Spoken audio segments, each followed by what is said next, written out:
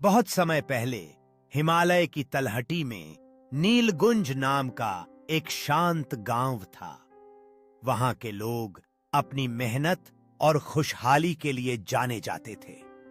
लेकिन एक काली रात ने सब कुछ बदल दिया। गांव के पास वाली गुफा से, जिसे लोग पाताल द्वार कहते थे, एक भयानक राक्षस निकला। उसका नाम था अंधकासुर। वह 7 फीट ऊंचा था। उसकी आंखें दहकते अंगारों जैसी लाल थीं और उसके शरीर से लोहे के टकराने जैसी आवाज आती थी। अंधकासुर ने गांव में कदम रखते ही तबाही मचा दी। उसने सबसे पहले गांव के अनाज के भंडारों को जला दिया और पशुओं को उठा ले गया। गांव वालों के लिए रात का मतलब मौत का सन्नाटा बन गया था।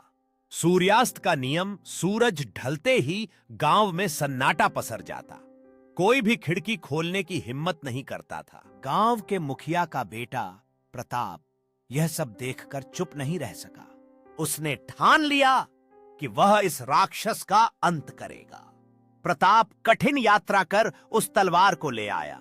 गांव के बुजुर्गों ने उसे बताया कि अंधकासुर को केवल एक दिव्य तलवार से मारा जा सकता है, जो ऋषि मुनि के आश्रम में सुरक्षित है। उसने राक्षस को ललकारने के लिए गांव के बीचों बीच एक मशाल जलाई। अंतिम युद्धाधि रात को, जब पूरा आसमान काला था, अंधकासुर अपनी गुफा से दहाड़ता हुआ निकला। उसकी गर्जना से पहाड़ कांपने लगे। प्रताप और राक्षस के बीच भीषण युद्ध हुआ। राक्षस का वार। अंधकासुर ने अपनी विशाल गदा से प्रताप पर हमला किया, जिससे जमीन फट गई। प्रताप की चतुराई। प्रताप फुर्तीला था। वह राक्षस के पैरों के बीच से निकल गया और उसकी पीठ पर घाव कर दिया। अंत जैसे ही राक्षस दोबारा हमला करने के लिए झुका, प्रताप ने अपनी दिव्य तलवार उसकी गर्दन के पार कर दी। एक भयानक चीख के साथ अंधकासुर राख के ढेर में बदल। अगली सुबह जब सूरज उगा तो नीलगुंज की हवा में डर नहीं था। गांव वालों ने प्रताप का स्वागत किया और उस गुफा के मुंह को हमेशा के लिए बड़े पत्थरों से बंद कर दिया। आज भी नीलगुंज के लोग उस वीर की गाथा गाते हैं, जिसने अंधेरे को हराकर रोशनी लाई थी।